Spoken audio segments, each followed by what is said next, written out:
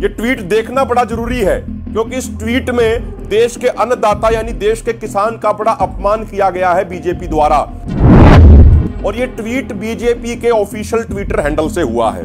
ये देखिए आप, इसमें एक ये ट्वीट उन्होंने ये किया है 9:24 में। इस ट्वीट में क्या एक आगे जा रहा है और आगे रास्ता जा रहा है यूपी की तरफ, ऐसा उसमें दिखाया गया है। तो सामने से एक आदमी आता है जिसको नाम दिया गया है बाहुबली, और वो कहता है उससे, किसान आंदोलन वाले व्यक्ति से, कि भाई सुना है लखनऊ जा रहे हो तुम, कि मैं पंगा ना लिए भाई, योगी बैठा है बक्कल तार दिया करे और पोस्टर भी लगवा दिया करे। राम राम, सत श्री अकाल, सलाम, जय जवान जय किसान। साथियों, आप सबको मालूम ही होगा कि 26 तारीख को संयुक्त किसान मोर्चा ने उत्तर प्रदेश की राजधानी लखनऊ में एक प्रेस कॉन्फ्रेंस की थी, जिसमें मोर्चा के तमाम सीनियर नेताओं ने भाग लिया था।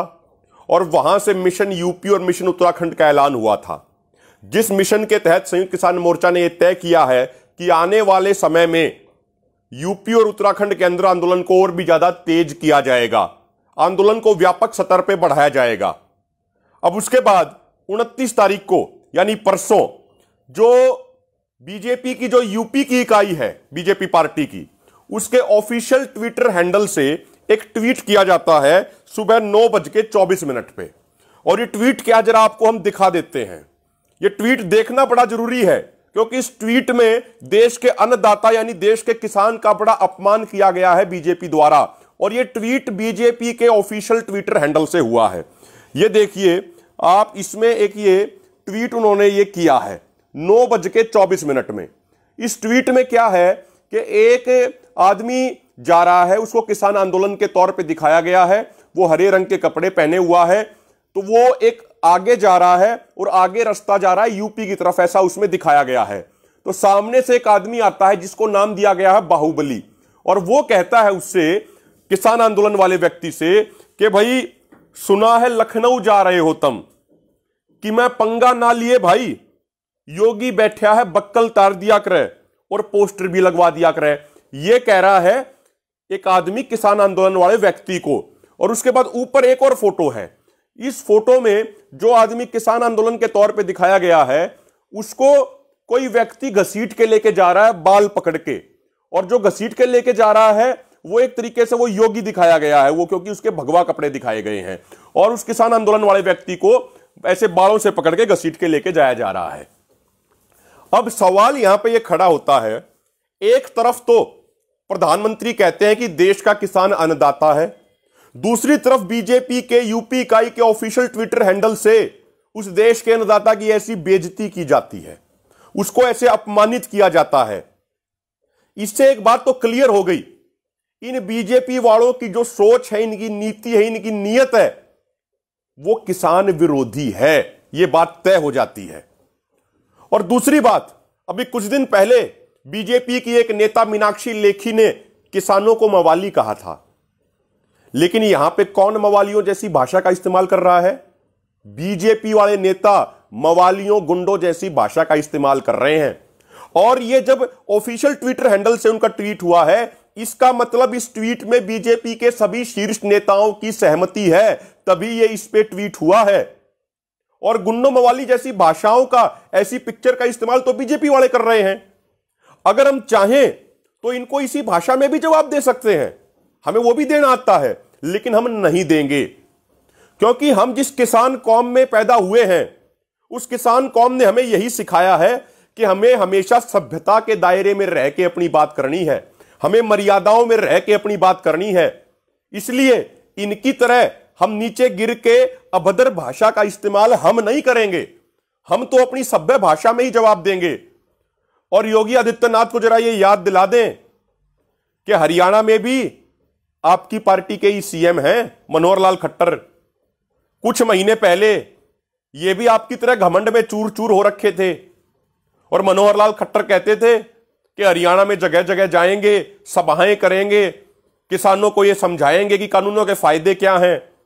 उस समय भी सभी किसान संगठनों ने उनको हिदायत दी थी कि किसान अच्छे तरीके से समझ गया है कि ये 3 कानून उसकी मौत के फरमान हैं। किसान अच्छे तरीके से समझ गया है, उसको एमएसपी गारंटी कानून चाहिए, किसानों को ये 3 काले कानून रद्द करवाने ही करवाने हैं। तो उस समय मनोहर लाल खट्टर को यह हिदायत दी गई थी कि आप किसानों को बहकाने के लिए, किसानों को उकसाने के लिए मत जाइए। लेकिन वो तो घमंड में चूर थे, समझ में नहीं आया। जो आदमी घमंड में लीन हो जाता है, जो आदमी घमंड में चूर हो जाता है, उसकी बुद्धि अपने आप कम काम करने लग जाती है। घमंड की एक ये खास क्वालिटी होती है कि जिस आदमी के अंदर घमंड घुसा, उसकी बुद्धि अपने आप कमजोर हो जाती है। तो मनोहर लाल खट्टर ने कार्यक्रम करने का प्रयास किया, सभाएं करने का प्रयास किया। उन प्रयासों का, उन सभाओं का क्या हशर हुआ, यह सिर्फ हरियाणा ने नहीं, पूरे देश ने देखा था। कैमला गांव में मुख्यमंत्री खट्टर का हेलीकॉप्टर नहीं उतर पाया। रोहतक में किसानों ने जोरदार विरोध किया, हिसार में जोरदार विरोध किया। हिसार में तो इनके उप मुख्यमंत्री जब 2 घंटे तक एयरपोर्ट के अंदर बंद रहे तो उसके बाद एयरपोर्ट की दीवार तोड़ के भागे थे। सोनीपत के आवली और बडोली गांव में उन्होंने कार्यक्रम करने की सोची, लेकिन एक दिन पहले, एक रात पहले आवली का कार्यक्रम मुख्यमंत्री खट्टर ने कैंसिल कर दिया। कैंसिल करना पड़ा। बडोली गांव का 2 या 3 दिन पहले उनको कैंसिल करना पड़ा। तो किसानों ने मनोहर लाल खट्टर के घमंड को मिट्टी में मिला दिया। और इनको यह बात ध्यान रखनी चाहिए, इस किसान कौम का इतिहास क्या है, इनको जानकारी होनी चाहिए बीजेपी वालों को। बड़े बड़े तानाशाह आए, बड़े बड़े क्रूर शासक आए, जिन्होंने बड़ी बड़ी बातें कही, जिन्होंने कहा कि इस किसान कौम को मिट्टी में मिला देंगे। लेकिन किसान कौम तो मिट्टी में नहीं मिल पाई, लेकिन वो क्रूर तानाशाह और शासक जरूर मिट्टी में मिल गए। ये किसान कौम तो उस समय भी जिंदा थी, आज भी जिंदा है और आगे भी गर्व से सीना ठोक के स्वाभिमान के साथ जिंदा रहेगी। ये घमंड बड़ी खतरनाक चीज होती है योगी आदित्यनाथ जी। ये घमंड बड़े बड़े लोगों को लेकर बैठ चुका है। तो इस घमंड को त्याग दीजिए और इस किसान की, इस अन्नदाता की ताकत का इम्तिहान मत लीजिए। मिशन यूपी और मिशन उत्तराखंड तो हर हाल में होगा और पूरे देश के किसान मिलजुल के उस मिशन को मजबूती से करेंगे। 5 सितंबर को मोर्चा ने तय किया है, 5 सितंबर को मुजफ्फरनगर में किसानों की महापंचायत होने वाली है। और आज हम कहते हैं इतनी बड़ी महापंचायत होगी कि देश के इतिहास में, 70 सालों के इतिहास में इतनी बड़ी कोई किसान महापंचायत पहले हुई नहीं होगी। और पूरा दम लगा के उस महापंचायत को करेंगे, शांति के साथ करेंगे, अनुशासन के साथ करेंगे, एकजुटता के साथ करेंगे।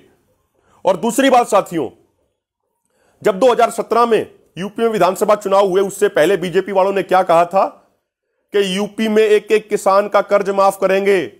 लेकिन क्या यूपी में कर्ज माफ हुआ? नहीं हुआ। कर्ज माफी के नाम पे किसानों के साथ मजाक किया गया। किसी किसान को 2 रुपए का चेक दिया गया तो किसी किसान को 36 रुपए का चेक दिया गया तो किसी किसान को 100 रुपए का चेक दिया गया। इनके 5 साल पूरे होने को हैं। योगी आदित्यनाथ बताएं कि कितने किसानों को कर्ज मुक्ति इन्होंने की, जो ये बड़े बड़े वादे करते थे। आज उत्तर प्रदेश के अंदर गन्ना किसानों की 12,000 करोड़ की पेमेंट बकाया है। कानून यह कहता है कि 15 दिन में पेमेंट नहीं हुई तो ब्याज भी मिलेगा।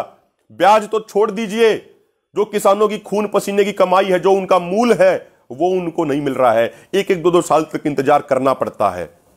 तो जो ये योगी सरकार, जो ये मोदी सरकार है, ये सारी चीजें साबित करती हैं कि इन सरकारों की जो छवि, इनकी नीति, इनकी नीयत, इनकी सोच, इनकी मंशा किसान विरोधी है। और दूसरी बात साथियों, एक बात हम अपने किसानों को भी एड्रेस करना चाहते हैं। मेरे भाइयों, आपकी शांति, आपकी एकजुटता, आपका अनुशासन, यह आपकी सबसे बड़ी उपलब्धि है।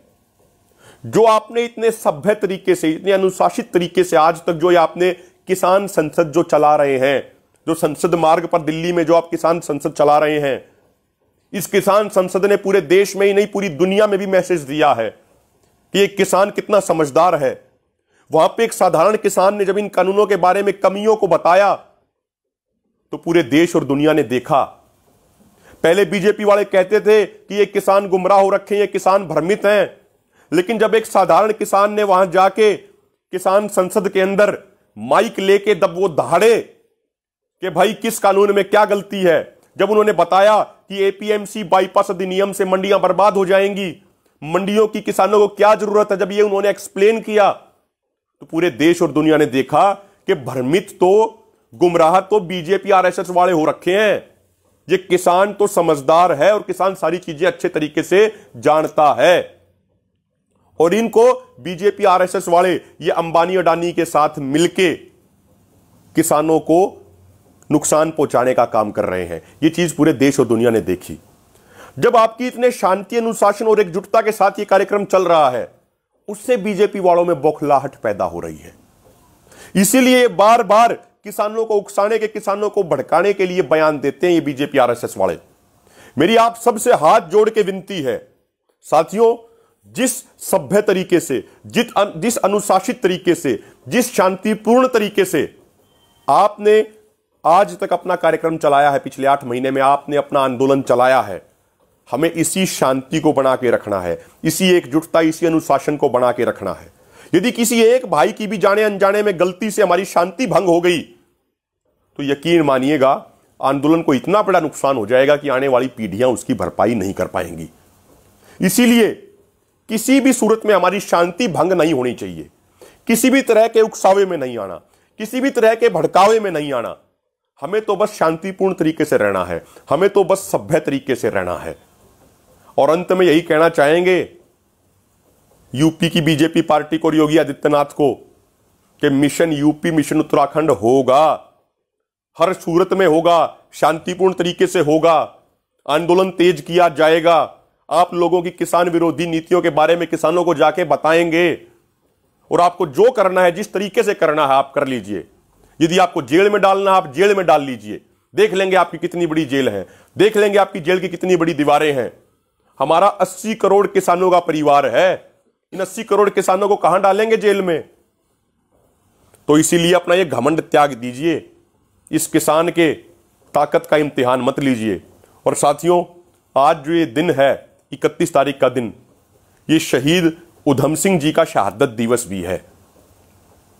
वो शहीद उधम सिंह जिन्होंने जलियांवाला बाग के नरसंहार का बदला लेते हुए इंग्लैंड में जाके 1940 में माइकल ओडायर को मौत के घाट उतारा था और देश का स्वाभिमान को जिंदा रखा था और देश के लिए अपनी कुर्बानी दी थी। उसके बाद शहीद उधम सिंह को वहीं पे फांसी की सजा हो गई थी और अंत में उन्होंने अपना नाम पूरे देश को एकजुट करने के लिए, पूरे देश को इकट्ठा करने के लिए उन्होंने अपना नाम रखा था राम मोहम्मद सिंह आजाद।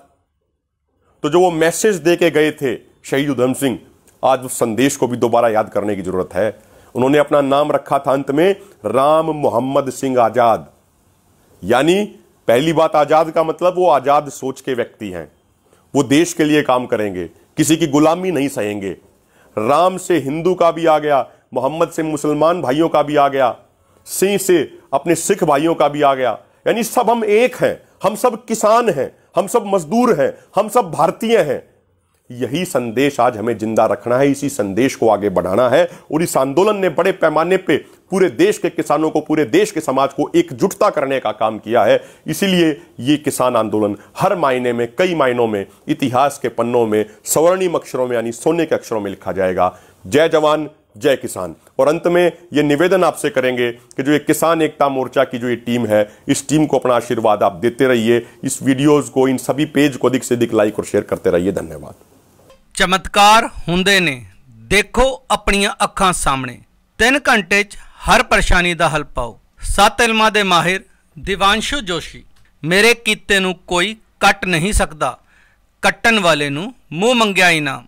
परेशानी जिवें मनचाहा प्यार, पति पत्नी च अनबन, काले जादू दा खात्मा, बीमारी दवा ना लगना, वशीकरण करवाओ। जिसनूं चाहे उसनूं अपने वस च करो।